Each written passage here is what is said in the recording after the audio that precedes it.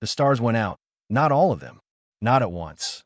But enough of them vanished in one long strip of sky, almost 40 degrees wide at the far edge of the Kepler watch zone, that every long-range telescope on the HC border stations caught it at the same time. Point three duty officers on three different stations filed three different reports within 60 seconds of each other. The wording was different. The confusion was the same.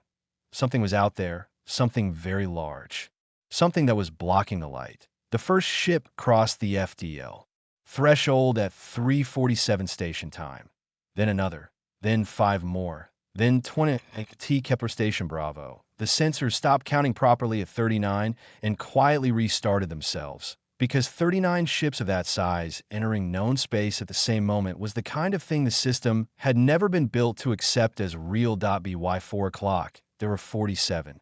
Each one was the size of a city that had decided to keep growing upward until it forgot why it had started. They moved in formation, not random, not military in any normal sense. Deliberate, like someone was writing a sentence across the dark. Point seven xenolinguists on 7 stations studied the pattern. All 7 sent the same message up the chain. IT spells a word in 11 dead languages. Languages from species so old their names now belonged more to ruins than to history. The word translated the same way every time. The inevitable. That was what they called themselves. Nobody slept at HC Command that night. Orithel stood at the forward observation deck of the throne of First Light and looked at the small yellow star ahead of him. He felt nothing but patience. He had stood inside this moment before. Not this exact star. Not this exact system. Not this exact arrangement of younger worlds waiting in the dark. But the shape of it. Yes, the weight of it. The silence before a revelation. The feeling of a whole civilization standing on the edge of being told what the universe was. He knew that feeling well, that he was tall even for a veil. His people all had 7 limbs. 4 legs set low and wide for balance. 3 arms rising from the upper body, the 2 outer ones long and powerful, the middle one shorter and more precise.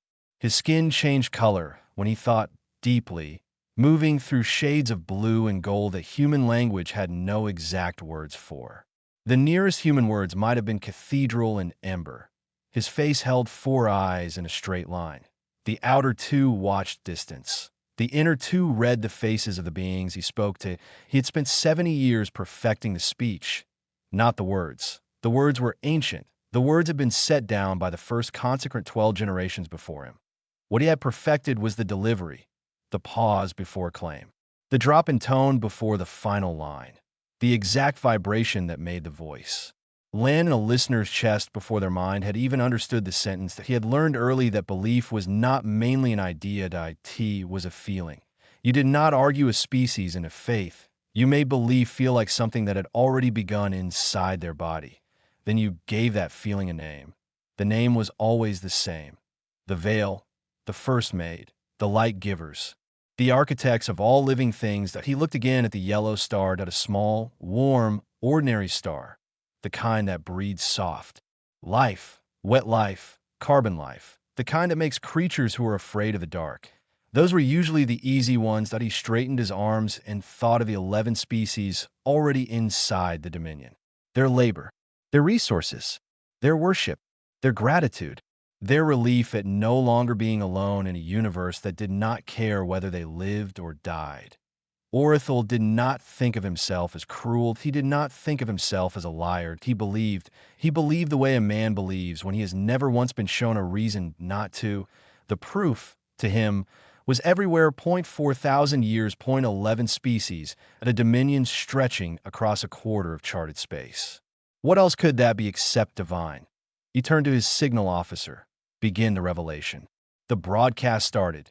Duty Officer Prionaire was on her 3rd cup of coffee when the signal hit the station. IT hit every frequency at once. Not from one ship. Not even from one point in space. That IT came from the empty space between the 47 vessels. As if the ships were only speakers and something larger was doing the talking. To IT rolled through electromagnetic receivers. IT rolled through quantum relays. IT rolled through backup analog systems. And later, in her report, Priya wrote that it also seemed to hit something inside her chest that was not a receiver at all. She sat very still for 8 seconds. The voice was enormous, not loud. Enormous, the way a mountain is enormous.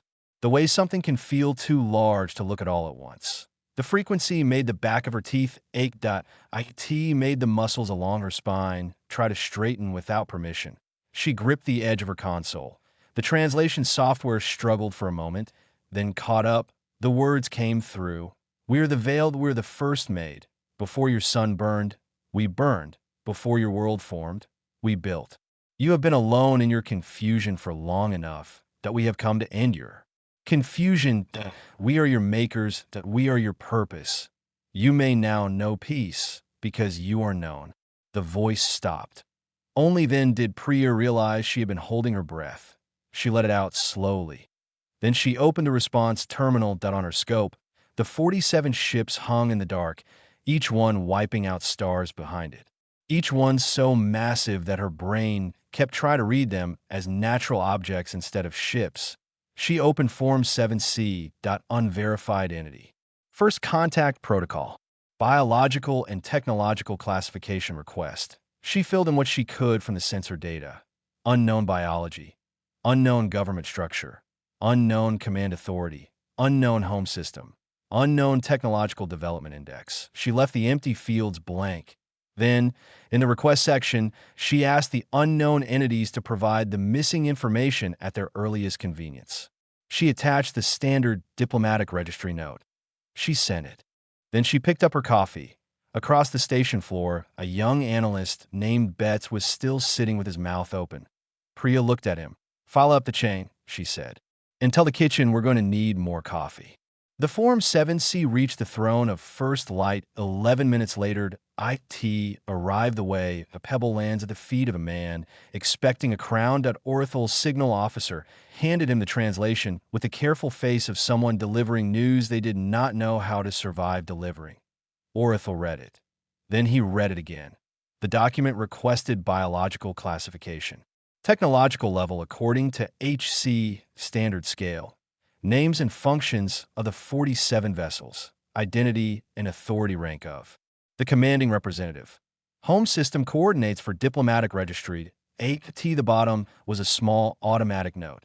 Thank you for contacting the Human Compact. A representative will be in touch within 72 standard hours. If this matter is urgent, please indicate urgency in field 7C2. Page 2. Orthel lowered the document. He stood at the window for a long moment. Outside, the yellow star burned on, entirely unaware of the importance of what had just happened. His generals waited. His attendants waited. The whole bridge had gone still. He thought of the 11 species that had come before. Some had wept. Some had fallen silent with awe. Some had prayed before the revelation had even finished. None of them had sent paperwork. No one has ever sent paperwork, he said quietly. His signal officer waited. Send a follow-up broadcast, Orthel said. The full revelation again? He thought for a moment. No, something shorter. Remind them who we are. What he was feeling inside his chest. He filed under confusion that he was wrong, but he did not know that yet.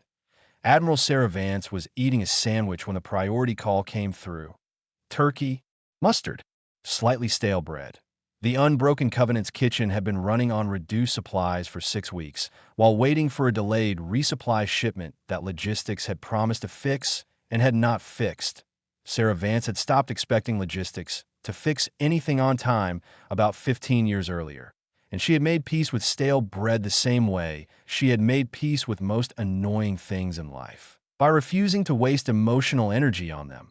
"Admiral," said her comm officer, "Command wants you on priority channel. Kepler's zone contact."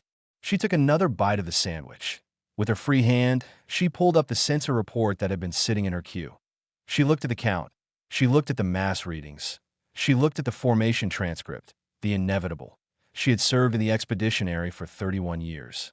She had made contact with 6 species. Point 2 had been friendly. Point 1 had not cared. Point 3 had tried to kill her in ways that ranged from ordinary to inventive. None of them had introduced themselves with a word. That meant the inevitable. Then she opened the translated broadcast. She read the lines about being the first made, about being the makers of all living things, about ending humanity's confusion. She read the whole thing with the same expression she used for supply reports. Then she set it down. "Give me a line to Kepler Bravo," she said. "Yes, Admiral."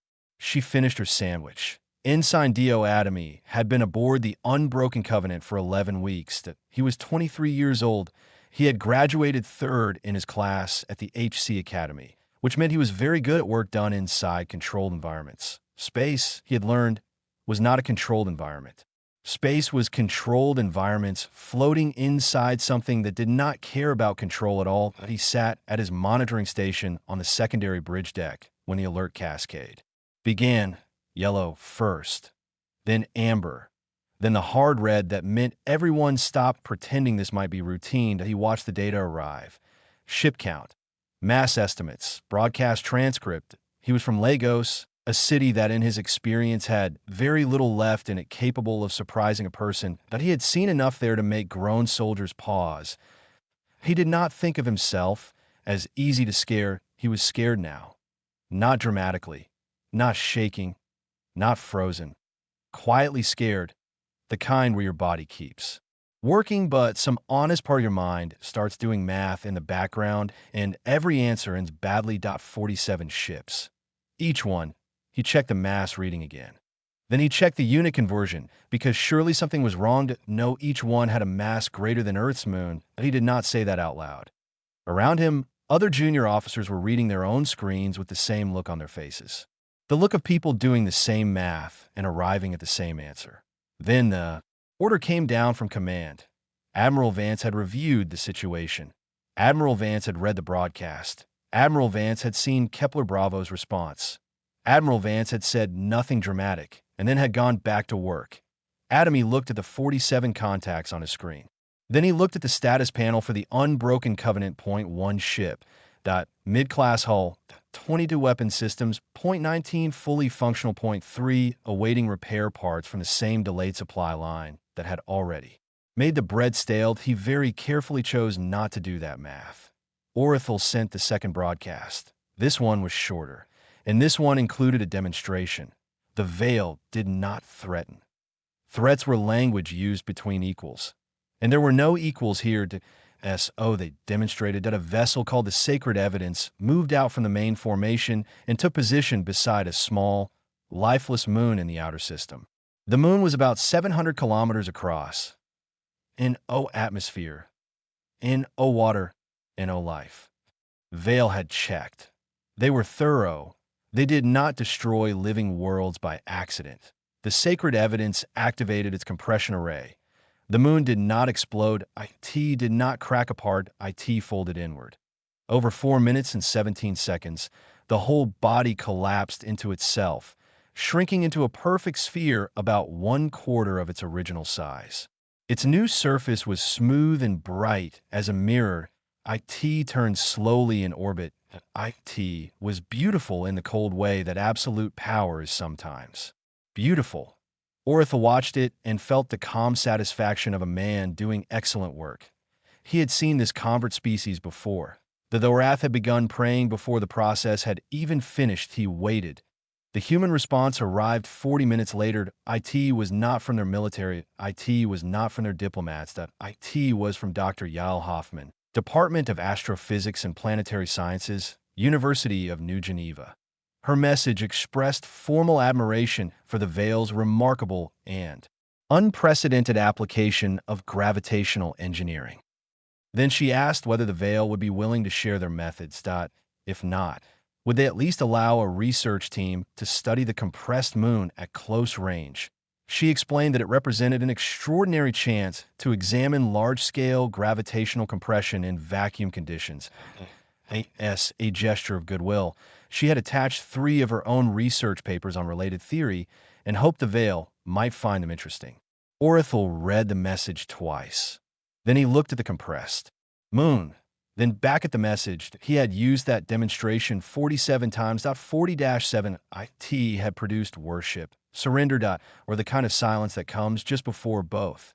Never once had it produced academic curiosity. Never once had it produced research papers. At the end of shift, Adami pulled up the full day's record and read through everything. the form from Dr. Hoffman's request, the automated diplomatic note assigning the Vale a case number and placing them in the contact queue. He sat with it all for a while. Outside the viewport near his station, the stars were mostly still there.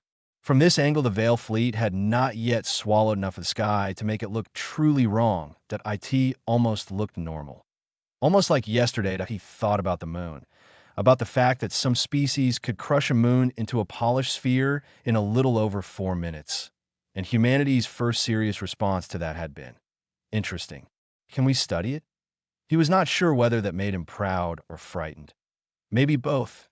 Somewhere above him, Admiral Vance was likely reviewing reports, making calm decisions, or eating another sandwich on stale bread while the largest first contact event in living history unfolded around her. He trusted her. He was not entirely sure why. He had been aboard for 11 weeks. He had spoken to her directly twice, both times for less than 3 minutes, both times about routine matters. But he had watched her, the way young officers watch the people above them, trying to understand what posture a person should take when the universe stops behaving. She was never startled. That was it. He had watched 47 moon-mass ships appear at the edge of human space. And he was still fairly sure Admiral Sarah Vance was not startled. He did not know whether that was a healthy quality or a damaged one, that he suspected it might be both. He filed his shift report. Then he went to the mess for dinner. The bread was stale. He ate it anyway on the throne of First Light. The fleet held position. That alone was strange. The Vale did not wait. They arrived. They revealed. They were received. That was how it had always gone. There was no doctrine for waiting because waiting had never been necessary before. The gods had never had to wait. Orithel stood by the window after the shift cycle changed. His attendants brought his evening meal. Soft harmonic tones filled the chamber, the kind used to help veil meditation. He looked at the yellow star and felt again the thing he kept calling confusion, that he was a precise being. His language was precise. His thought was precise, that he did not tolerate vague interstates if he could help it, because vagueness was how error entered a system. He broke the feeling apart carefully. Yes, there was confusion. That part was real. The humans kept responding in ways he had no framework for. That was confusing.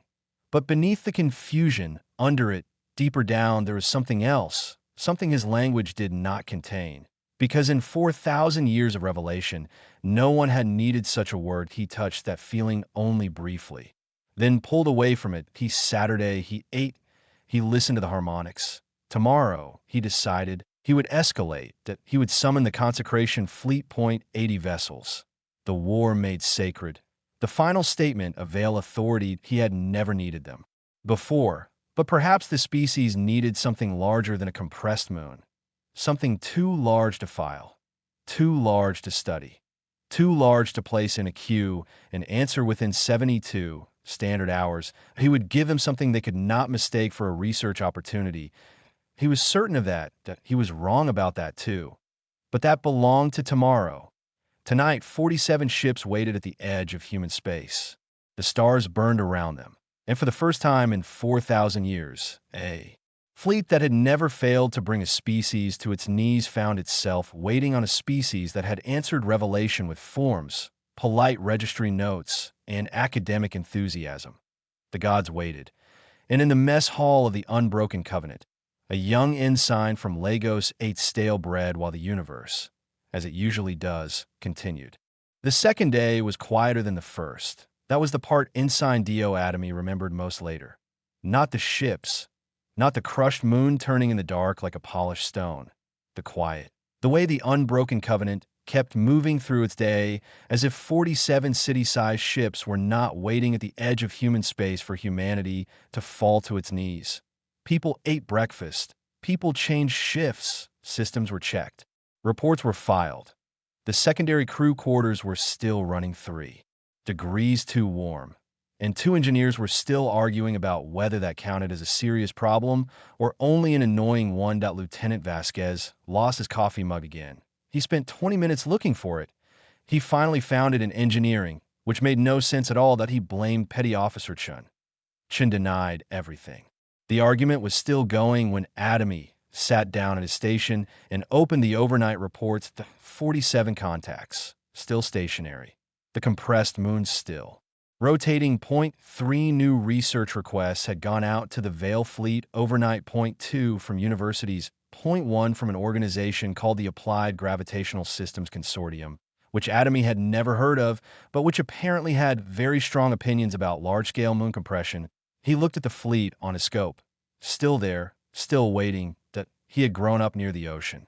People who grow up near large bodies of water learn certain things early and keep them in the bones. Point 1 of them was this: the sea was not most dangerous when it was loud. Storms announced themselves. Storms made noise. The dangerous moments were the still ones, the flat water moments, the ones where the surface looked calm but felt wrong. The Vale Fleet had that feeling, that he did not say that to anyone. The people around him were still arguing about Vasquez's mug, and he did not want to be the person who interrupted a coffee mug argument to explain that the sky felt like the sea before something BAD.S. Oh, he filed his shift notes and kept it to himself that on the morning of the third day, HC Command sent a representative. Not military, diplomatic. Ambassador Celine Brossard. She had 20 years in Xeno relations and the controlled expression of a woman who had already seen enough in life to stay calm through most things. Even so, on the shuttle approach, she checked the sensor readings more often than usual. As she neared the outer edge of the Vale formation, she sent a hail on the same frequency the Vale had used for their revelation. The answer came back in 19 seconds, faster than she expected. That told her something. The Vale were paying close attention. The responding voice was not the giant voice from the original broadcast. This one was smaller, tighter, more controlled, still deep, still carrying the faint undertone that made the back of her teeth ache if she didn't relax her jaw. "You approach the fleet of the First Maid," the voice said. "Ambassador Celine Brossard," she replied. "Human Compact Diplomatic Corps. I'm here to support communication between the Vale Dominion and the HC. I'd like permission to come aboard." A pause. "You wish to board?" "If that is agreeable, yes."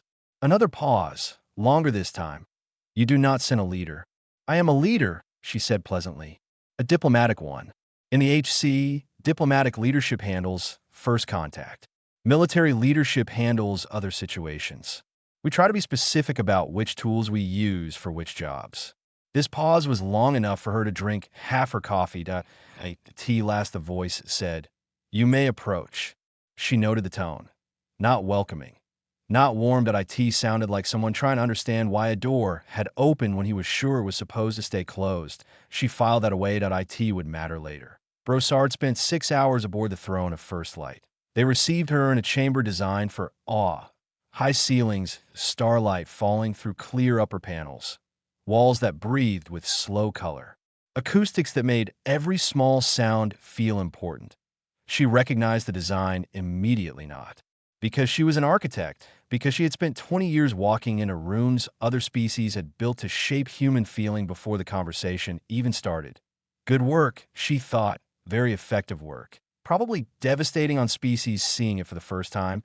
They offered her a chair. It had clearly been built for a human by people who had never actually sat in one. It was slightly too tall, slightly too hard, set at an angle that made her back work just enough to notice. She suspected that was not an accident.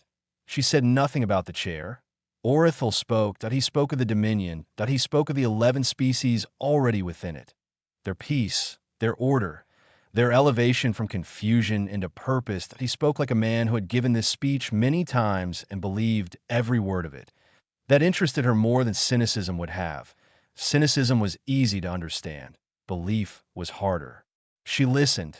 Then she asked questions, gentle questions, curious questions, questions that sounded like learning rather than challenge.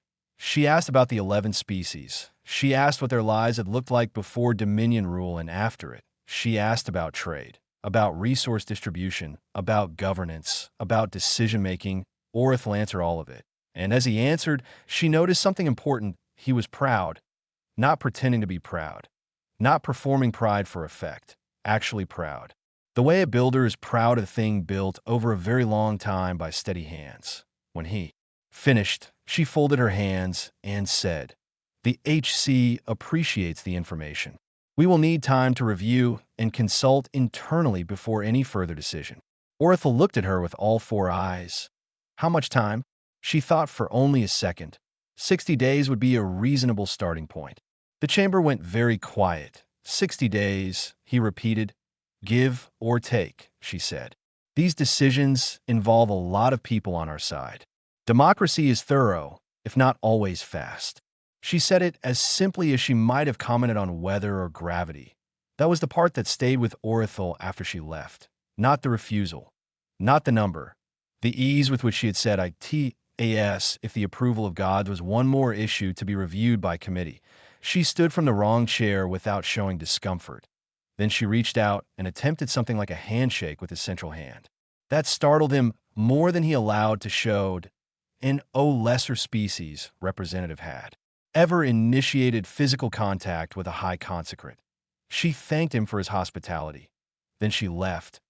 Orithel stood alone in the chamber after a shuttle cleared the perimeter. 60 days, he had delivered revelation 11 times.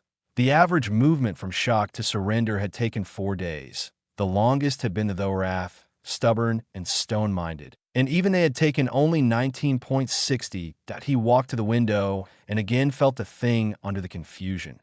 The thing his language still did not name. He pressed against it in thought, then pulled back. He called his generals. It was time.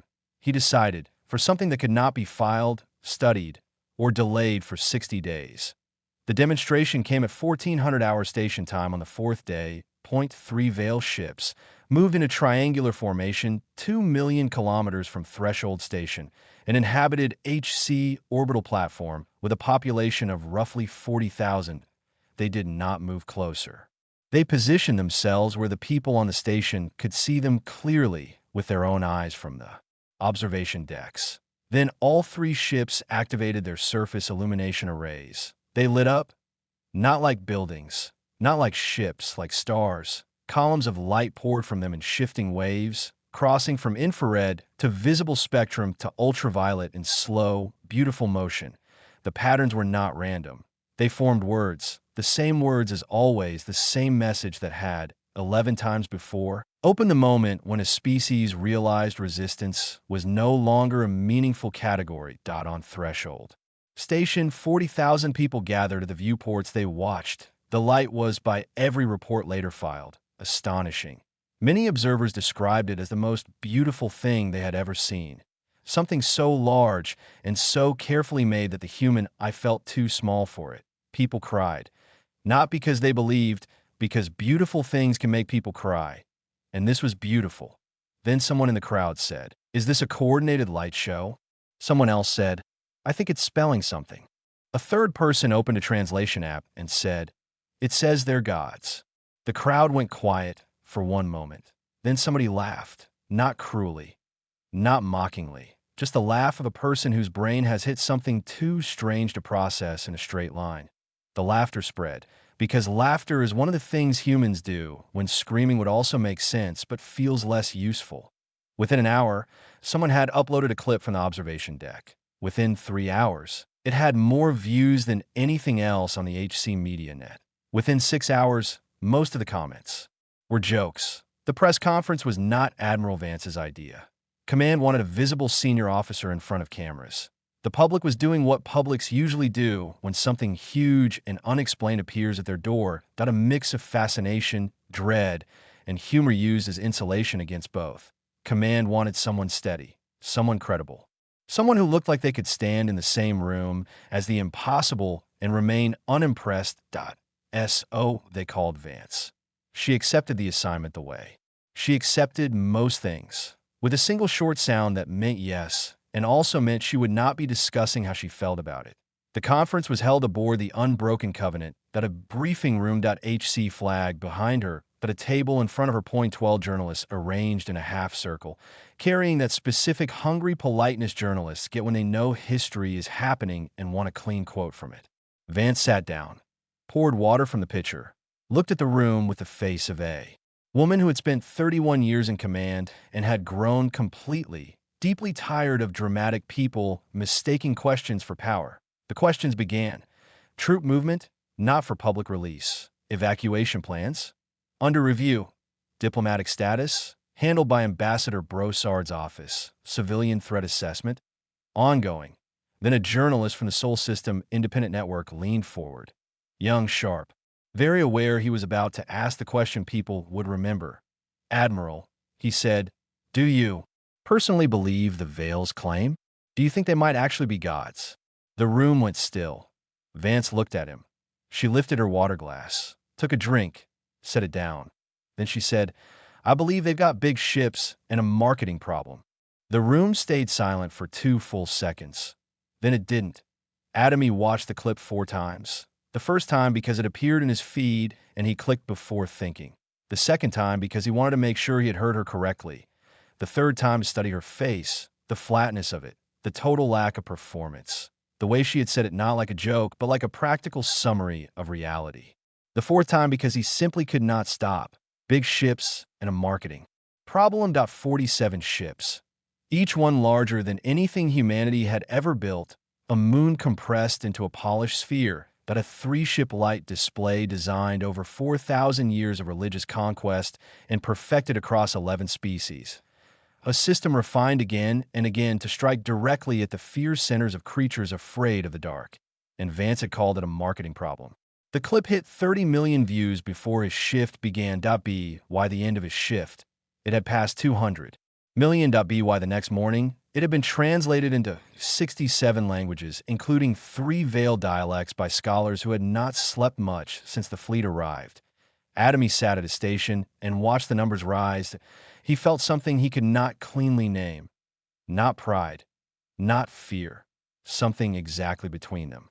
Like standing on the edge of a blade, that he thought about what kind of species humanity was. A species that saw a moon crushed like fruit and asked for research access. A species that watched divine spectacle and made jokes. A species whose admiral asked whether she believed in gods, answered with marketing problem, and meant it the same way she meant everything else. Flat, plain, real. He tried to imagine how it looked from the other side. From the Veil side, 4,000 years, 11 species, a formula that had never once failed. And then this species, these soft, noisy, paperwork filing, coffee-drinking people who should by every previous model have been terrified into obedience and were instead laughing, requesting 60 days for review, and turning revelation into a media cycle. He looked back at the Veil fleet on his scope. 47 ships holding position in the dark, waiting for worship, getting jokes, administrative delay, and comment sections full of remarks about divine branding budgets. He sat with that for a while. Then he went back to work, because the monitoring still had to be done, and because work, more than almost anything else, helped when the universe was acting strange. The scout ship crossed the line on the 6th day. It was not a warship. Not by Veil standards. By human standards, it was still huge, but inside the Veil fleet it counted as small. A close-range vessel. A ship built for looking, measuring, testing. It crossed the contact boundary at 02:11. The boundary itself had been set by HC Border Protocol and sent to the Veil in the very first paperwork packet, along with everything else the Veil had clearly not expected to receive from a species they were trying to impress in a worship. T213. The Unbroken Covenant registered the crossing. T214. Adamy flagged IT. T215. Admiral Vance was informed. T216. The response went out. Formal. Polite. A. Noticed that an unauthorized vessel had entered the contact boundary and was requested to return to its prior position. The scout ship did not return. IT kept moving. T231. Long-range sensors placed at 17,000 kilometers inside the line. T232. The contact disappeared. Not exploded. Not hit in any way human sensors knew how to read. In O debris. In O radiation bloom. In O weapons trace. In O last signal. Just gone. The marker vanished from the scope the way a word vanishes when someone erases it. Cleanly, leaving the space where it had been looking almost suspiciously empty. Adamy stared at the blank section of screen. He did not ask what had happened. He had been aboard only 11 weeks. But that was long enough to learn a few useful truths, and one of them was this. There were moments when asking was less important than understanding. Something had happened, something deliberate, something very clean. And whoever had arranged it had not thought explanation was necessary to he logged the contact loss and kept working dead on the throne of First Light. The report reached Orithel at 03:00. He read it 3 times. Not because it was hard to understand, because he needed 3 readings to accept that it said what it said. The scout vessel was gone. 23 crew, no battle, and no warning, and no debris, and no communication. Simply removed a S if space itself had opened a hand, taken the ship, and closed again. His generals argued for retaliation immediately. Threshold Station was the obvious target that IT was. Inhabited, visible, close enough to turn into a lesson that a strike there would answer the disappearance of the scout vessel with something final, something unmistakable, something that would end all paperwork, jokes, research requests, and administrative delay in one bright line of force. Orithel refused. Not because he was gentle, he had overseen destruction before, when doctrine required it. But the destruction of civilians was outside the revelation. That mattered to him. You did not break what you claimed you had come to save. You did not ruin what you called holy. The moment you did that, you stopped being a god and became merely a conqueror. And in Orithel's mind, those were not the same thing at all. The difference mattered. IT mattered the way load-bearing things matter. Still, the scout vessel was gone. 23 of his people gone. He stood at the window and looked at the yellow star and thought about humanity. What kind of species watches a divine light display with tears in its eyes, then quietly erases a reconnaissance ship from existence and says nothing at all? The unnamed feeling under the confusion pressed upward again. He stepped away from it. He straightened all 3 arms. Then he gave the order, deploy the consecration fleet. The room went still. The consecration fleet was not an ordinary reinforcement. That IT was not even really a fleet in the normal military sense. That IT was a statement point 80 sacred warships. The largest expression of Veil authority ever built. IT had existed for centuries. That IT had never once been needed. Now Orithel had decided it was. Atomy was in the mess when the alert came through. Dinner. The bread was still stale. That he read the update on his terminal. Then he set the terminal face down and finished eating that. Would have looked strange to some people, but it made sense to him. Panic never improved bread. And if the universe was about to become more dangerous than it already was, he preferred not to meet that change hungry. That he thought about the scene near Lagos. About the way the water went flat before something shifted. He thought about his younger sister, Amara, who was 12 and wanted to be a xenobiologist. He thought about the letter he had been meaning to write her. He had been putting it off because he didn't know how to describe what was happening in a way that was honest without being cruel. He looked at the stale bread in his hand. He finished it. He decided he would write tomorrow. Tomorrow felt like a reasonable place to begin. Then he went to bed. Across the contact zone, 127 Veil vessels gathered at the edge of human space. And across public human channels, the main response was still jokes. And O1 aboard the Covenant slept especially well that night. N01 said. So, they were that kind of crew. The consecration fleet arrived like a door slamming shut. All at once, an staggered entry. An slow build point 80 ships dropped out of FTL in a ring around the existing 47. Closing formation so fast and so clean that 3 border stations briefly lost sensor function, because their systems had never been built to count that much mass appearing that quickly point 127 ships. The number sat on Atomy's screen like something with too many sharp edges to look at directly. He was on shift when they appeared. He saw the contacts bloom outward in red across the scope. Huge, precise, wrong in their scale. The bridge around him went quiet. Not startled quiet, arithmetic quiet. The kind that comes when every person in the room is doing the same math and getting the same answer, and none of them want to be the first to say it aloud. He looked at the 1 marker for the unbroken covenant. Then at the 127 markers around it. He picked up his water, drank, set it down. Then he went back to work because work was still the only thing his hands knew how to do. Admiral Vance stood on the command deck and watched the full formation close. The main scope showed a 4 million kilometer radius in clear tactical display. She watched the 80 new contacts lock into place around the original 47. She watched the geometry of a Titan. Commander Ibera stood at her left point, 15 years in service. Compact, precise, the kind of officer who never fidgeted. He was not fidgeting now, but his jaw was set harder than it had been an hour earlier. "Admiral," he said, "recommended action?" She studied the formation. She thought about a decision made 3 months earlier in a secure room at HC Command, a room with 6 people in it. Same clearance, same tired eyes, same understanding that a species introducing itself as gods was very unlikely to accept refusal politely.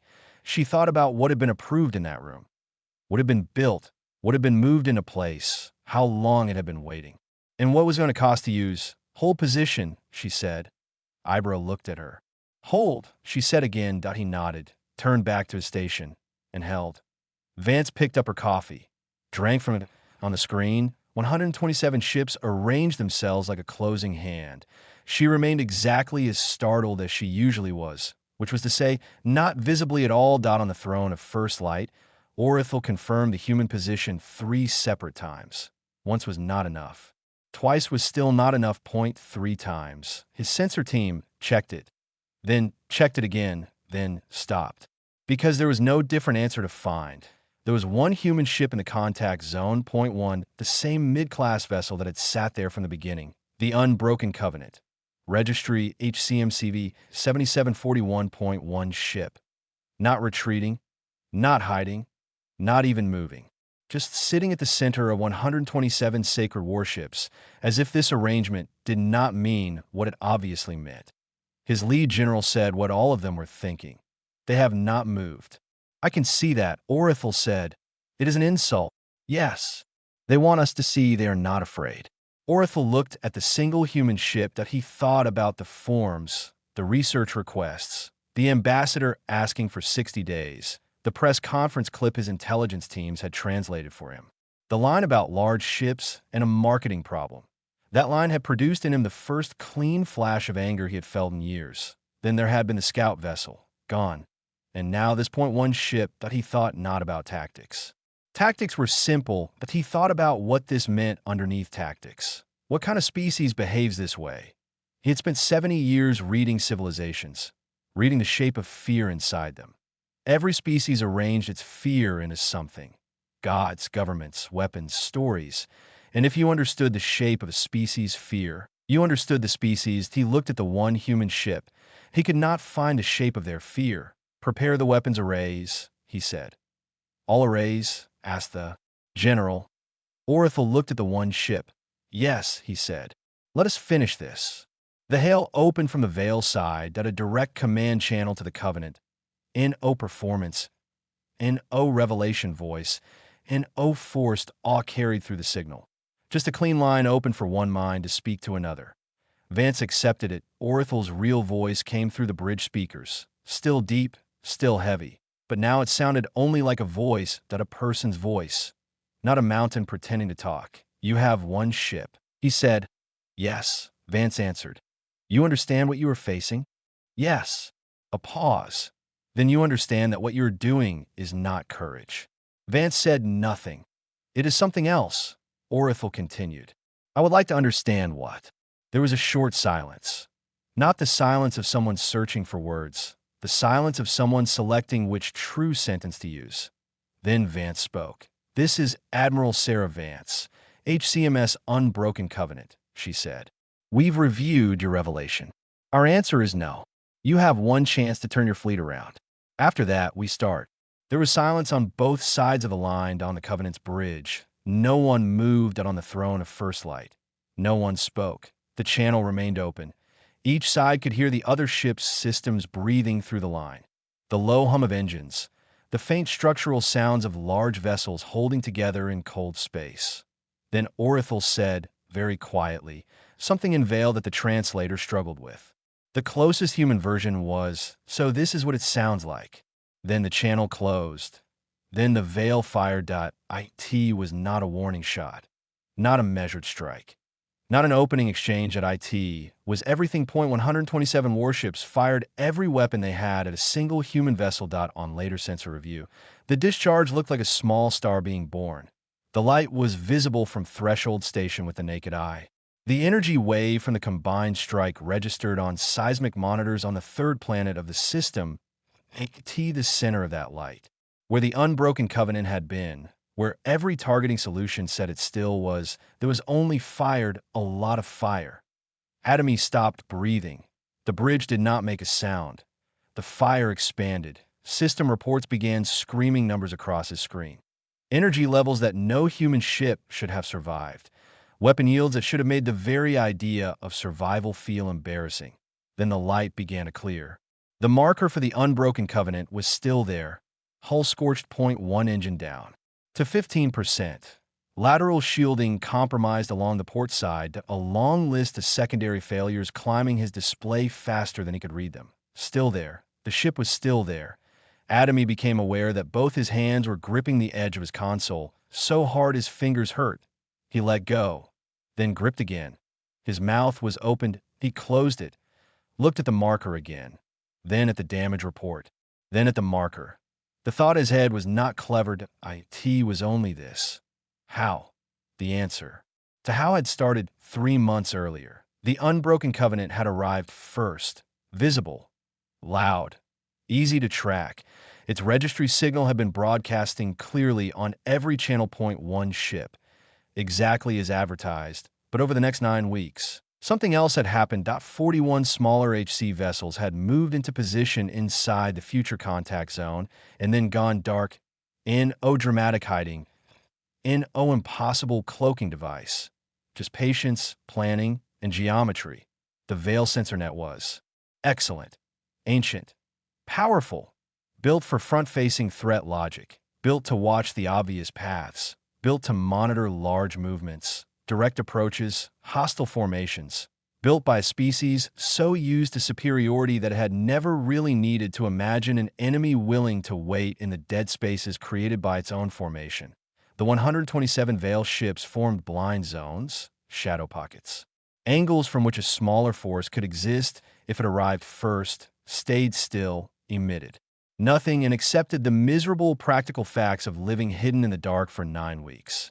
Eating from cramped galleys, sleeping in shifts, speaking as little as possible, doing nothing heroic except enduring stillness. 41 ships. Not warships in the heavy sense, smaller, faster, together carrying a strike package built around one question.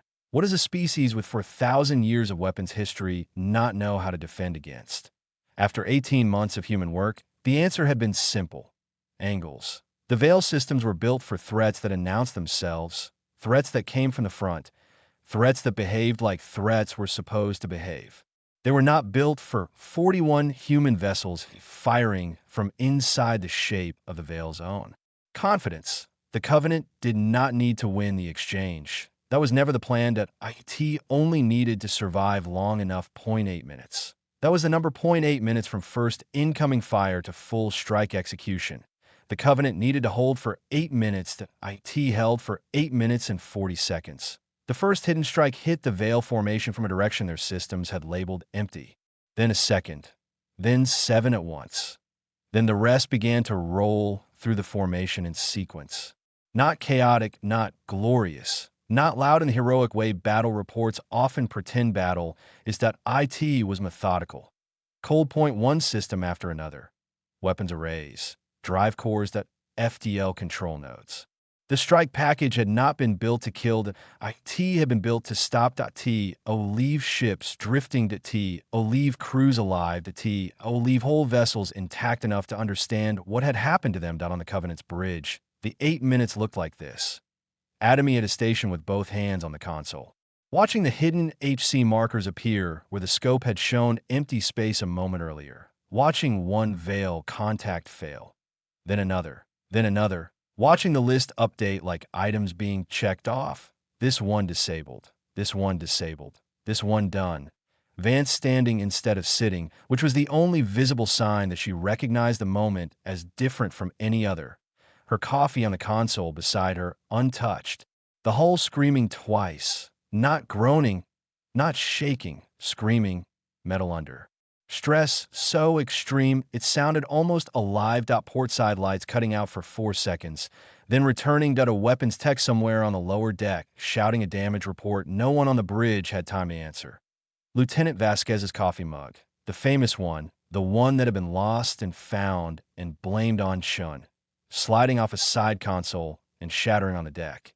And someone, somewhere behind Atomy, making a sound that was almost a laugh. Not because it was funny, because sometimes the body reacts to impossible things by breaking in strange directions for 1 second and then stitching itself closed again. 0.8 minutes and 40 seconds. Then Commander Ibra said, in the same voice he might have used to note a weather update, strike package fully executed. Admiral, 63 Veil contacts confirmed destroyed. 18 mobility disabled. 12 remain at full capability. Vance picked up her coffee, took a sip, set it down. Then she opened the channel. Orithel had not sat down during the engagement. He had stood through the full 8 minutes and watched the consecration fleet come apart from inside its own formation. Not all at once. That would have been easier to understand. Instead, it had happened piece by piece, contact by contact, with impossible precision, from angles his doctrine did not cover, with weapons his systems had not seen coming. His generals were speaking over each other, recalculating, demanding new numbers, trying to find a model in which the last 8 minutes made sense. He heard none of them. He was looking at the scope, 63 ships gone, 0.18 adrift, and powerless, 0.12, still active, 0.1 human ship still on the board, scorched, damaged, 0.1 engine limping, still there. The line opened. Vance's voice came through. Not raised, not triumphant. The same voice as before, dry, level, tired, maybe, but steady. Your move, she said. The bridge of the throne. A first light went completely silent. Not because there was nothing to say, because everyone was watching one man understand something for which he did not yet have language. Orithel looked at the one human ship, then at his own hands. His skin had shifted color again, not by will. The usual golds and cathedral blues were gone. In their place was a shade he did not know, a color for involuntary things. He stood inside it. He thought about 4,000 years, about 11 species, about the formula, about all the times it had worked. He thought about fear, and then he understood the thing he had failed to understand from the first day. Humans were afraid. That was the answer. They were not fearless. The sensor readings from the Covenant made that plain enough. Grip pressure on consoles, stress response markers, heart rates, their intercepted internal signals, the ambassador's body tension, the young officers, the bridge crew. They were afraid, and they had done it anyway. That was the thing his language had no word for, because in 4,000 years of ministry, no species had ever been afraid and answered no anyway. Not one. He felt the unnamed thing rise at last to the surface. This time he did not push it down. This time he named it correctly. Then he Saturday for the first time since the fighting began. Orithel sat down heavily in the command chair, like a being who had just discovered the weight he had been carrying was not sacred certainty after all, but only untested belief. His generals looked at him, waiting, watching for the next order, for the shape of what came next. He was quiet for a long time. Then he said, "Do not return fire." A general stepped forward. "High Consecrant, do not return fire." The bridge stayed silent. Outside, 12 Veil warships held position in the dark. Around them drifted the wreckage of 63 ships that had never once been needed before today. And at the center of the field, scorched and listing slightly to port, one human ship remained exactly where it had been from the start, still there. Atomy sat at his station with his hands in his lap. The bridge had been quiet since Vance's last transmission. Not the old kind of quiet. Not the arithmetic quiet from before the battle, when everyone was doing the same numbers and getting the same bad answer. This was something else, that a quieter quiet, a room, trying to understand what shape the last 8 minutes and 40 seconds had left behind. He looked at his scope. He looked at the damage report, still crawling down one side of the screen. That he thought about the 41 smaller HC ships that had spent 9 weeks hidden in the dark. 9 weeks, sitting in shadow, living in silence, sleeping in shifts. eating whatever their tiny galleys could manage, speaking as little as possible because silence itself was part of the weapon. Silence. Patience. Angles. He thought about what kind of species planned something like that. Then he thought about his mother in Lagos, about his sister who still wanted to be a xenobiologist, about the letter he still had. Not written. Across the scope, the 12 remaining Veil contacts held position.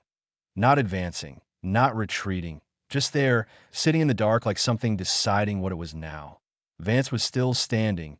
Her coffee had gone cold. She had not noticed. The hull still held the heat of the port side impacts. Atomy could feel some of it through the station panel in front of him, a faint warmth in the metal, the physical memory of what had just happened pressed into the skin of the ship. But he put his hands back on the console. They were steady till he noticed that he held on to that fact because it was small and good and real .1 human ship. Scorched, leaning slightly to port .1 engine at 15%. Still there, his ship. Still there. The 12 remaining Veil ships did not move for 9 hours. They held a tighter formation than before. Not by doctrine.by instinct. The way living things gather closer when the thing in front of them has proved itself worth fearing.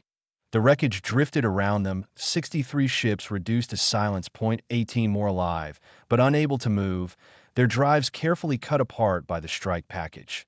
Their crews, presumably, were still inside, sitting in whatever silence followed the collapse of certainty that had lasted 4,000 years. The unbroken covenant held its own position. Vance let them sit. Commander Ibera asked twice if they should advance. Reduced the last 12 the way they had reduced the others. And it cleanly. Twice, Vance said no. She said it without speech-making, without explanation. The way she said most things. Complete answers that did not need help from other sentences. Atomy thought he understood. You did not rush a lesson while it was still being learned. Not because of mercy alone, though mercy was part of it. Because the stillness itself mattered. Because those 12 ships, sitting there inside of their dead and disabled fleet, were learning something in real time. And interrupting that would be wasteful. He was not certain that was what Vance was thinking, that he only suspected it was the He kept watching the scope and waiting, and every time he noticed his hands were still steady, he was grateful all over again. Orithel requested communication on the 14th hour. Not a broadcast. Not a holy address, not a direct line. Ship to ship, command. To command, the kind of channel that means no one is performing now. No one is speaking to crowds. This is only two people saying what has to be said. Vance accepted. Orithel did not begin with ceremony. He simply started offering things. The Dominion stored wealth. 4,000 years of tribute from 11 species. Technology, gravitational compression methods that FDL refinements humanity had not yet developed. Medical knowledge gathered from 11 different biological traditions. Some of it aimed at diseases HC medicine, still treated with educated guesswork, and hope that he offered political status. Within the Dominion, a seat at the governing body, a voice in how the collective was managed. He offered all of it in the flat voice of a man who already knew, somewhere deep down, that he was offering the wrong things, but did not yet know what the right things were. Vance listened. She let him finish. Then she said, "We don't want what you're selling." There was a pause. Last Orithel said, "Name what you want. I have not survived 70 years in ministry by being inflexible. Tell me what the HC requires, and I will determine what is possible." For a moment, all he could hear on the open line was the sound of the Covenant itself, a damaged hull redistributing stress at a drive running below normal output. The low working hum of people still doing their jobs inside a ship that had just survived the impossible. Then Vance answered. "Nothing from you," she said. "That's the point." A longer pause. "I do not understand." Orithel said. "I know," she replied. "That's also the point." Silence again. Then, unexpectedly, Orithel asked, "What are you afraid of?" Vance considered the question. "Lots of things," she said. "But not you. Not anymore. You had one move, and you made it.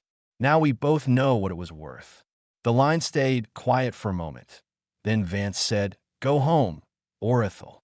Take your 12 ships and go home. Tell them what happened. Tell them exactly what happened. You are letting us leave. Yes, my generals will call it mercy. Your generals can call it whatever helps them sleep. Another silence. Then he asked, "What do you call it?" Vance looked at the scope. "AT, the 12 remaining ships. At the drifting remains of the other 80. Then she said, "Information. Shared freely. No charge." And she closed the channel.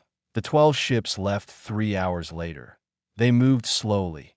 Not in good order. Not in a clean military withdrawal. Slowly. Like something uncertain about the ground ahead. They crossed the contact zone. They passed through the wreckage of their own fleet, moving carefully between broken ships and disabled hulks and pieces of things they had once believed could not fail. They did not look back in any measurable way. Atomy watched them go. He watched their contact markers grow. Smaller on long-range display. Then smaller still. Then reach the edge of sensor range. Then disappear into the dark. Gonti sat for a while with the empty space on the scope. Then the anomalies began. The first came from Dominion-controlled space, a system called Vetheran, home to the Morath, a quiet species under Veil rule for 260 years. Model subjects by all records. Their tribute shipments were always on time. Their consecration temple was maintained properly. Their assigned Veil liaison reported no instability and had been reporting the same peaceful conditions for 40 years. The anomaly was simple. Their tribute shipment did not leave on schedule that HC intelligence flagged it as possibly meaningful. Then moved on. The second anomaly came 6 hours later from another system 3 sectors away, a silicon-based species called the Orith, under Dominion control for 800 years. Their temple sent a maintenance request through the Veil administrative network. Routine at first glance, the central illumination array needed replacement. Then the reason line was read more carefully. The array required replacement because the local population had dismantled it. That report was flagged more loudly. Still not called a pattern. Not YET.BY the second day. There were 11 similar reports of BY the third day. There were 40-7.BY the end of the first week. HC intelligence had stopped calling them data points and started calling them what they were, a pattern. And the pattern was this. Every species inside the Veil Dominion had started, in one form or another, to do the same thing. They were stopping. Tribute shipment stopped first because they were the easiest thing to stop, the most immediate thing, the least complicated act of refusal. You just did not load the ships, you just let the deadline pass. You just sat inside the silence of a task done every cycle for generations and chose, this cycle, not to do it. Then the temples. Some were dismantled, some were simply closed, doors shut, lights off. The daily revelation broadcasting in empty rooms. Some sacred objects were returned to Veil offices in carefully packed containers, with polite notes attached. The Thorath sent theirs that way. The same stubborn, stone-minded species who had once taken 19 days to surrender and then had worshipped with complete and sincere belief for 600 years. They packed each sacred item in its own small box, all nested neatly inside one larger one that their notes said, "We have been considering recent events. We believe we require more time." Commander Ibro was called to an intelligence briefing. He stood over the projected map and stared at the marked systems, each one highlighted in the order its local changes had begun. After a while, he said, "All of them?" The intelligence officer nodded. "All 11. Different speeds, different forms, but all moving." Ibra looked at the map for a long time. Then he thought about the 12 ships that had gone home, about the path they had taken through Dominion space, about what the crews on those ships would have seen from system to system as they passed through what had once been a perfect empire. "They saw it happening," he said quietly. "Yes," the officer replied, "in real time. Yes." Neither of them finished the thought aloud. They did not need to. The Urith broadcast came on the 15th day. The Urith were not important by any Dominion measure at a population of roughly 12 million.1 moon, and military, and starfaring capability, and major resources 600 years under Veil authority, by all sensible calculation. They had the fewest reasons to move first and the most reasons to wait quietly and see what the larger species decided. Their broadcast came on the Veil Zone. Holy frequency, the sacred channel, the one reserved for divine transmission, the one no subject species had ever dared to touch. The message was one word in Veil, Just one. No, that was all point one word on the holy frequency.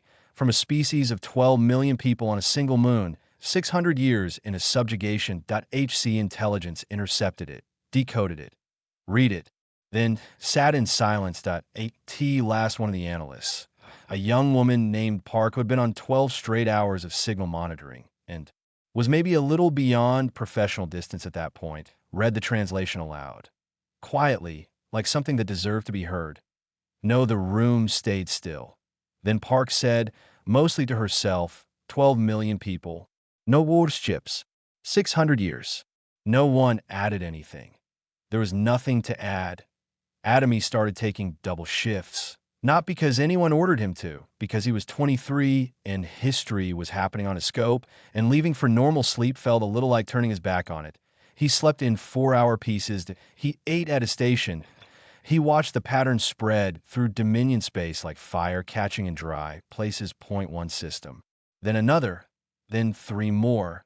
Then a chain of them. He thought about how fire really moved.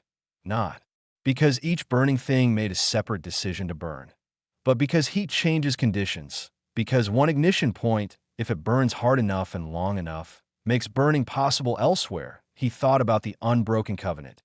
What it had done, and what it had not done. IT had not swept through Dominion space with guns lit, breaking chains by force. IT had not liberated anyone in the storybook version of Liberation. IT had done one thing. IT had held 0.8 minutes and 40 seconds against 127 ships, and afterward it had remained on the scope, still there. That was all that IT had shown the Urith and the Thorath and the Orith and every other species that had ever felt the veil frequency shaking in their bones. One simple thing.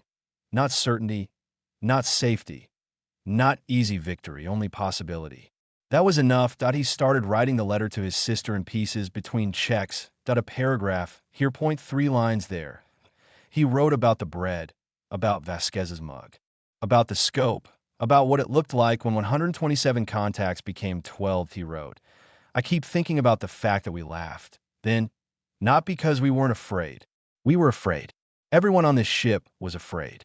I think the Admiral was afraid too, somewhere under wherever she keeps it. But we laughed anyway. And I think there is something in that I still don't understand. He stopped. Read it over. Then added, maybe it has something to do with what you cannot take from people who do not believe it ever belonged to you in the first place. He saved the draft. Went back to his scope. On the 21st day, Orithel addressed the Dominion Council. Not publicly. Only the Council. 31 representatives of the internal body that had handled the practical running of the Dominion, while men like Orithel carried its theology. He stood before them without notes and told the story exactly as it had happened. The Form 7 seed, the paperwork, the press conference clip, Ambassador Brossard, and the wrong chair, the compressed moon, the 8 minutes and 40 seconds, the 12 ships returning through systems that were no longer behaving as they had before. He told it without softening anything, without explaining it away, without building protection around it. When he finished, the chamber was silent. An older council member, one who had been serving since before Orithel's ministry began, finally asked, what action do you recommend? Orithel looked around the chamber. T-31 faces lit with colors not meant for calm or control. The same strange colors his own skin had shown when he sat in the command chair and finally understood what had happened. Then he said, we should understand that for 4,000 years we have mistaken compliance for confirmation. No one moved. Compliance, he said again. Not belief. Not recognition of what we are. Compliance created by fear. By awe. By a display of force so total that refusal became unthinkable. He paused. The humans made refusal thinkable. That's what they did. That is the only thing they did. And it was enough. A council elder asked, are you saying the revelation is false? Orithel thought before he answered. Not because he did not know what he felt, because words still mattered to him too much to waste them. Then he said, very carefully, I am saying that a truth which requires fear in order to survive is not the kind of truth I believed we possessed. No one answered. The chamber held the words the way large rooms hold difficult things, not resolving them, just containing them until time can do what argument cannot. Orithel did not stay for the debate. He went to his quarters that he stood by the window. The view there was different from the one on the throne of First Light. Not open dark, a courtyard, a pale home sky, a familiar star burning above a world that had existed long before his faith and would still exist long after whatever came next. He looked at his hands that he thought about the 11 species, about the Thorath in particular, the sincere Thorath, the ones who had really believed that he wondered what they were feeling now, whether what they had felt in Revelation had still been real, even if the frame around it had been wrong, whether truth and meaning were the same thing, or whether they could come apart. And if they could, what remained after the separation, that he did not find answers, that he thought that was probably right, on the unbroken covenant. Admiral Vance signed the after-action report that IT was long. Reports for events this size were always long. Damage logs, weapons authorizations, communication transcripts, strike execution timing, system failures, structural assessments, casualty review. There was one line she read twice in OHC casualties. She had seen it already in the preliminary file. Now she saw it again in the final. She read it straight through, with no change in her face. Then she set the report down and sat still for a moment. Not reviewing, not planning, not working on the next task, just sitting. She thought about a ship she had commanded 22 years earlier. Smaller ship, crew of 91. Another species that had announced itself with force and certainty and grandeur. She thought about 43 names she still knew by memory, in order. Then she looked back at the line to NOHC casualties. She signed the report, set it in the outgoing stack. Then went to get more coffee. Atomy finished the letter on the 23rd day. It was longer than he had meant it to be. IT covered more than he had planned. The bread, the mug, the scope, the 8 minutes, the Urith and their single word on the holy frequency, the pattern spreading through the Dominion like heat spreading through dry wood. The last paragraph took the longest. He wrote, I don't know what happens next. I don't think anyone does. The veils still exist. Their ships are still out there. The 11 species are in the middle of something they have never done before. They're going to need things from us and from themselves that nobody has figured out yet. The galaxy looks different than it did a month ago, and I'm not sure we have the right words for what it looks like now. Then he stopped and added, but I keep thinking about the Urith. 12 million people. No warships. 600 years of being told what they were, who made them, and what their purpose was. Then one day they saw that someone else had said a word first, and they remembered that the word existed in their own language too. He wrote, No then, I think that is the whole story. I think everything else, the ship, the battle, the 8 minutes, was just us showing them that the word was real. That had weight, and that the weight was survivable. The very end he wrote, Stay curious about the aliens, Amara, but don't be afraid of them. The ones worth understanding are the ones trying to understand us back. The ones who aren't, we've handled worse. He sent the letter. Then went back to his scope. The contact zone was quiet now that a salvage team was cataloging the debris field. The 12 Veil ships were somewhere inside Dominion space, traveling home through an empire that was deciding, system by system, what wanted to be next. The Covenant still held position, scorched, leaning slightly. .1 engine at 15%. Still there. Around it, the stars burned the way they always had, steady, indifferent, older than every story any species had ever told about them. Humans had always looked at the dark and want to place something inside it, something vast, something wise, something that could look back. The stars never looked back, they only burned, and in their light, one battered ship sat in the quiet of a contact zone that was no longer a battlefield, but not yet peace either. IT waited in that long middle place between what had been and what came next.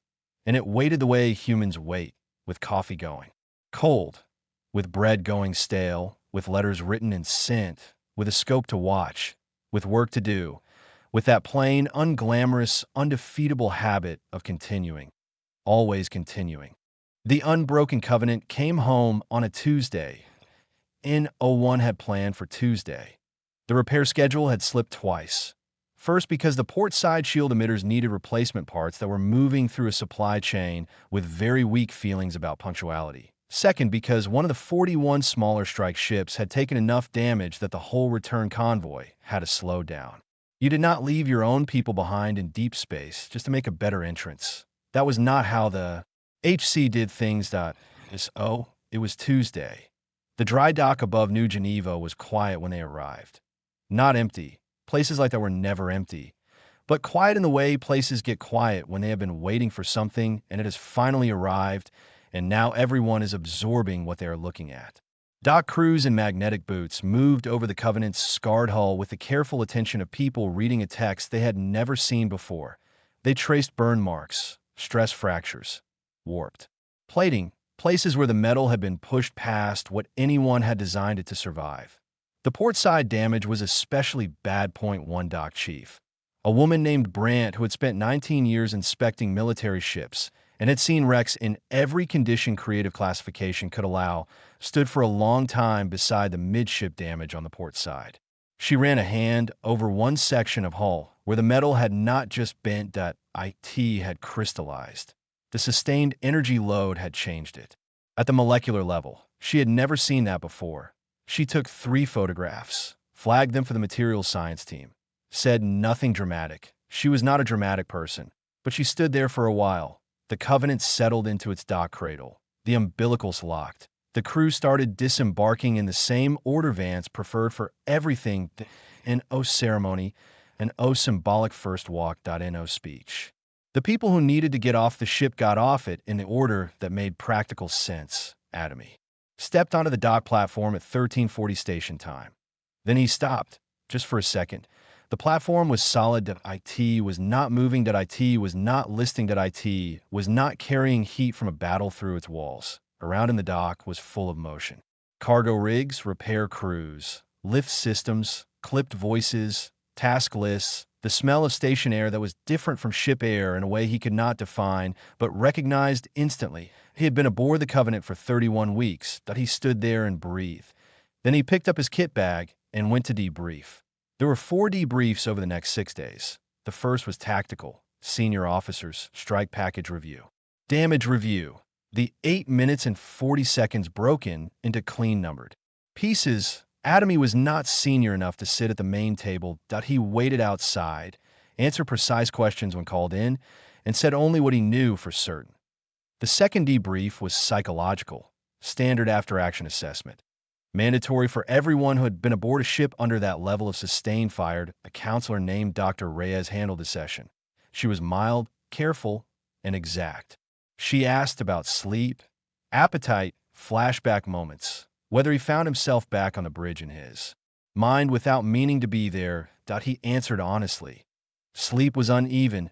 Appetite was fine. Yes, sometimes he caught himself staring at a wall as if it were a scope. Dr. Reyes wrote everything down.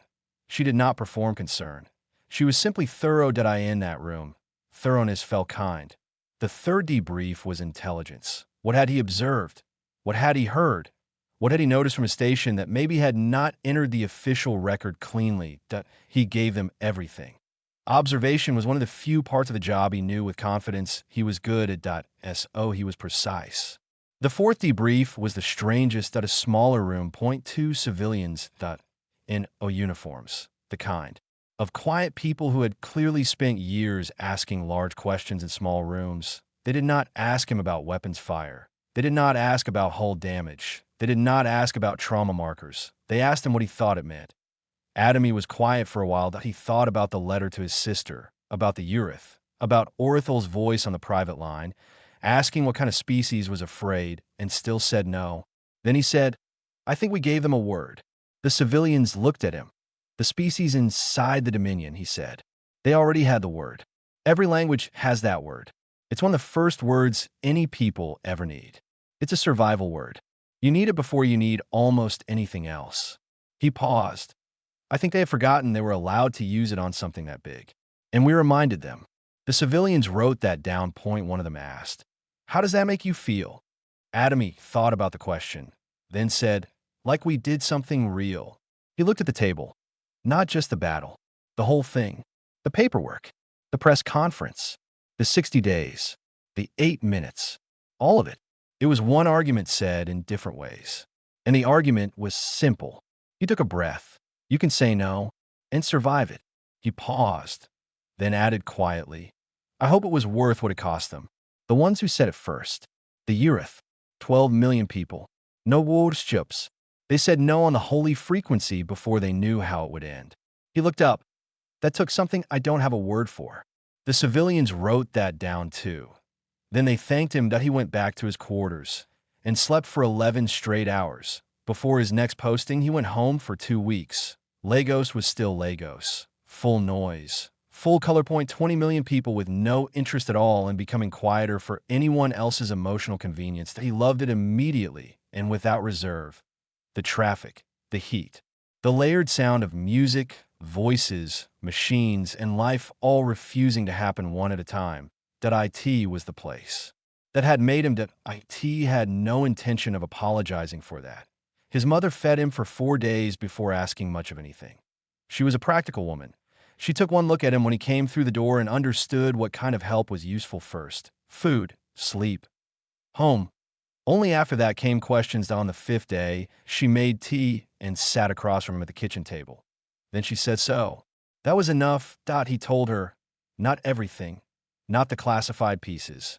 Not the hidden strike package details or the specific numbers behind the trap, but the shape of it, the 47 ships, the paperwork, the ambassador in the wrong chair, the press conference, the 8 minutes, the Eurith. She listened, drank her tea, did not perform shock, did not perform awe, did not turn a story into theater. When he finished, she said, and you're all right. It was not fully a question. Yes, he said. She looked at him the way mothers look at their children when they're deciding whether the answer they received is the whole truth or only the useful piece of it. Eventually, she nodded. IT was true enough. Then she poured more tea. Amara had read his letter 6 times. The first time slowly, the second time faster, then slow again for the part she wanted to keep. She had shown it to her friend Kim, who thought the part about the coffee mug was funny. She had not shown it to anyone else. Some things were not for everyone. She understood that already at 12. She had questions, not the questions adults kept asking on the news, not about fleet policy or diplomatic impact or outer sector doctrine. Those were real questions. They would matter, but they were not the question that interested her. She had been turning the real one over in her head since the 3rd reading, like a specimen that did not match the book's description, like something that made you look back and forth between the object and the explanation and think. One of these is wrong. On the 6th evening after he came home, she waited until dinner was done. Their mother was in the other room. The dishes were mostly cleared. The kitchen had taken on the quiet that arrives at the end of a day when the work has been done but the room still remembers it. Then she sat across from him and said, I have a question about the veil. He looked up. Okay. About the gods part, she said. He nodded. She thought carefully before speaking. Amara was precise with language in the way people are precise when they want to become scientists. She understood already that the words you choose change the thing you're trying to measure. Then she said, if they needed us to believe it, were they ever really gods at all? The kitchen went quiet. Outside the window, Lagos kept being Lagos. Traffic, voices, music from somewhere 2 streets away, the layered sound of a city too alive to lower its volume for philosophy.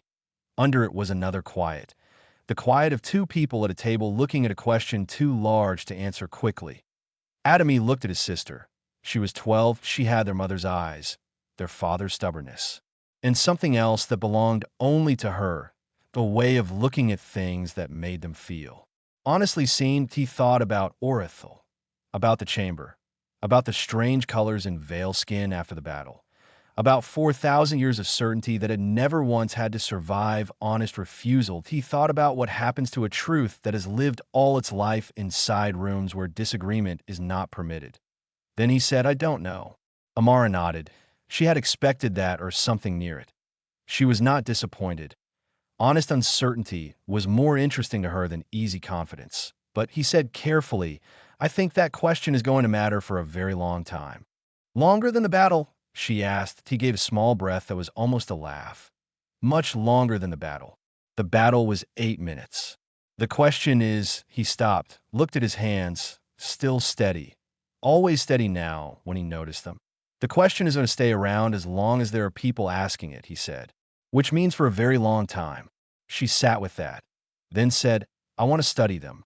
The veil, and the Dominion species. All of them. He nodded. There's going to be a lot to understand. Yes, she said, there is.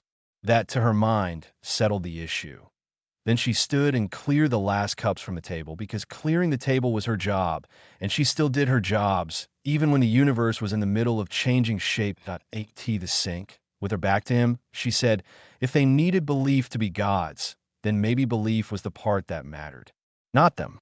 The belief itself. Atomy said nothing. She rinsed a cup, set in the rack. And if the belief is gone, she said, then maybe what they are matters less than what everyone else decides to be instead. She finished the dishes, went to her room. Atomy stayed at the table for a while after she left. He did not know that night what she would do with that question. He did not know she would carry it into a xenobiology degree, then into doctoral work, then into a field that did not even exist yet, a field that would one day be called comparative belief systems after 40 years of argument and resistance, and people insisting it was not a real discipline until it was too useful to deny. He did not know that her work on post-Dominion psychological recovery would later change how the HC handled first contact forever. He did not know that the line she had spoken at age 12, in a Lagos kitchen over drying cups and city noise, would one day become the first line of her most important paper, written exactly as she had said it. If they needed us to believe it, were they ever really gods at all? He did not know any of that. He sat there and thought about the covenant in dry dock, about Brand's hand on the crystallized hull, about the 4 seconds when the port side lights had gone out and come back, about Vasquez's coffee mug shattering on the floor, about the almost laugh from somewhere on the bridge at exactly the wrong moment. He thought about Vance, about what she might be doing right then. Probably in a hearing, probably drinking coffee that had gone cold, probably saying as little as possible with the particular efficiency of a woman who understood silence had its own use that he thought about. Orathel, too, about what a god becomes when the room holding belief empties, about whether something could still be what it claimed to be if no one agreed any longer that the claim was true, about what it cost to spend 70 years certain of something and then sit down in a command chair surrounded by the wreckage of that certainty. He reached no conclusions that felt appropriate. Far out in the outer sectors, the Urith moon kept turning. The holy frequency was quiet now. N.O. Veil broadcast, N.O. daily. Revelation forcing itself into the bones of 12 million people. Just silence, clean silence, silence that belonged entirely to them. Some of the oldest Urith found it strange, not because they still believed, not really, but because 600 years of sound leave a shape behind when it goes away. Some admitted, privately, that they missed the broadcast a little, not the doctrine, the consistency, the bigness, the fact that something had always been there. Others said the silence was the best thing they had ever heard. Most were somewhere in the middle. That was probably honest, too. They were learning how to live without a voice that had once claimed ownership of the dark above them. That kind of learning does not happen all at once. It happens slowly, to imperfectly. The speed people can survive it. The moon turned. Its gas giant kept moving through its own long orbit, enormous and beautiful and entirely indifferent. The stars above the Urith moon were many and old. They said nothing. They never had. They only burned. Not because anyone needed them to. Not because anyone had made them to. Not because their light carried purpose. They burned because that was simply what they were. The Urith looked up at them the way living things always eventually look up. And for the first time in 600 years, they looked with the particular awareness of beings who had not learned something new, but remembered something old. That the sky belonged to them too. That the dark belonged to anyone willing to look into it. That no one who demanded worship had the right to own what was above everyone. The moon turned. Night came. And in Lagos, in a city of 20 million people that had no interest in becoming quieter for anything, a 12-year-old girl sat at her desk and opened a blank document. I could see the top of the page. In the careful handwriting of someone who took first line seriously, she wrote, "If they needed us to believe it, were they ever really gods at all?" She looked at the sentence. for a while, did not try to answer it yet. Then she left it there at the top of the page and went to sleep. The question stayed in the dark room after she was gone. Waiting, patient, the way all good questions are patient.